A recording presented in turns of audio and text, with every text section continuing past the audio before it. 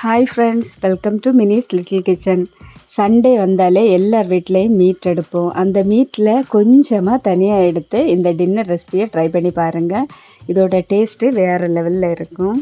நீங்கள் ஒரு தடவை இந்த ரெசிபியை ட்ரை பண்ணி சாப்பிட்டீங்கன்னா மீண்டும் மீண்டும் உங்களை சாப்பிட தூண்டுத அளவுக்கு டேஸ்ட் இருக்கும். சேனலுக்குள்ளே ஃபஸ்ட் டைம் வர்றீங்கன்னா மறக்காமல் என்னோடய சேனலை சப்ஸ்கிரைப் பண்ணிக்கோங்க.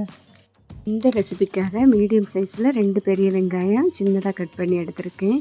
கூடவே 2 தக்காளி, 4 பச்சை மிளகாய், 1 டேபிள் ஸ்பூன் இஞ்சி பூண்டு க்ரஷ் பண்ணது, 1/4 கிலோ பீஃப் நான் உப்பு மஞ்சள் பொடி போட்டு குக்கரில் வேக வச்சு எடுத்திருக்கேன். பீஃபை சின்னதாக கட் பண்ணி எடுத்திருக்கேன். நீங்கள் பீஃபுக்கு பதிலாக மட்டனே இதுக்கு பயன்படுத்தலாம். இனி இந்த புட்டு ரெசிபிக்கு மசாலா ரெடி பண்ணலாம். அதுக்காக ஒரு கடாயில் 1 டேபிள் ஸ்பூன் எண்ணெய் விட்டுக்கோங்க. எண்ணெய் நல்லா சூடானதுமே கடுகு போட்டுக்கோங்க. கடுகு நல்லா பொரிஞ்சாச்சு. இனி கொஞ்சமாக கறிவேப்பிலை போட்டுக்கோங்க. கூடவே வெங்காயம், பச்சை மிளகாய் போட்டு நல்லா வதக்கிக்கோங்க.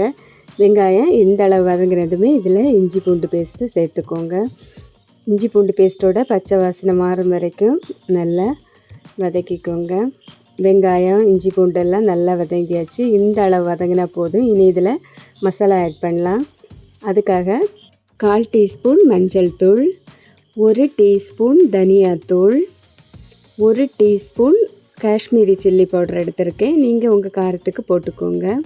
கூடவே 1/4 டீஸ்பூன் பெப்பர் தூள் போட்டு நல்லா வதக்கிக்கோங்க. மசாலாவோட பச்சை வாசனை எல்லாம் மாறணும். ஃப்ளேமை நல்லா கம்மி பண்ணி வச்சுக்கோங்க.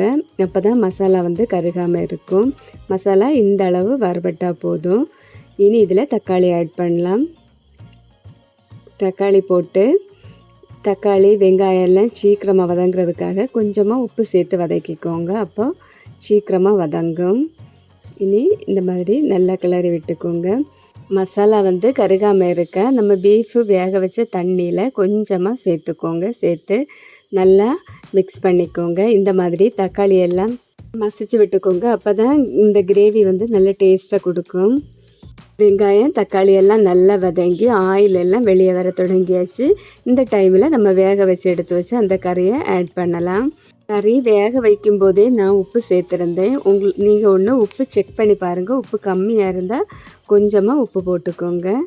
இனி கொஞ்சமாக கறிவேப்பிலையும் போட்டு வாசனைக்காக 1/2 டீஸ்பூன் கரம் மசாலா தூள் போட்டு நல்லா கலந்து விட்டுக்கோங்க.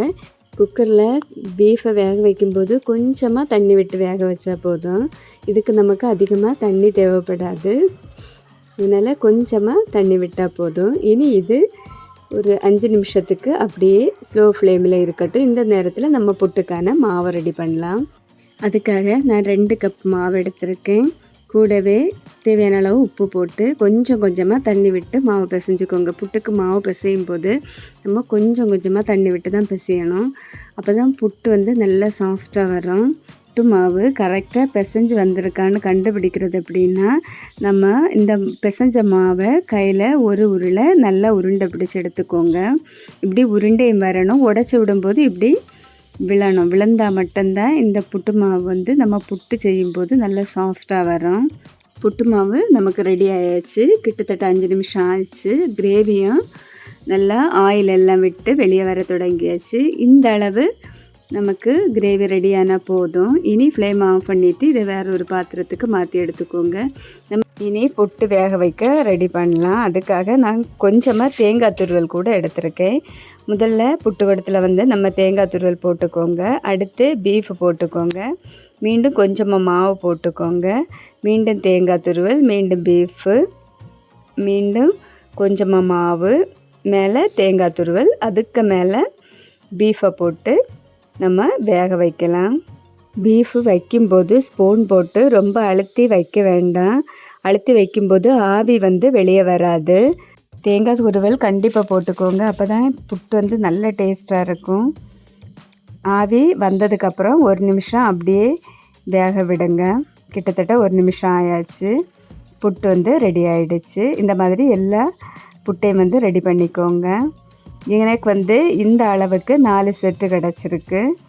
நீங்களும் மறக்காமல் இந்த ரெசிபியை ட்ரை பண்ணி பார்த்துட்டு எப்படி இருந்துச்சுன்னு கமெண்டில் கமெண்ட் பண்ணுங்கள்.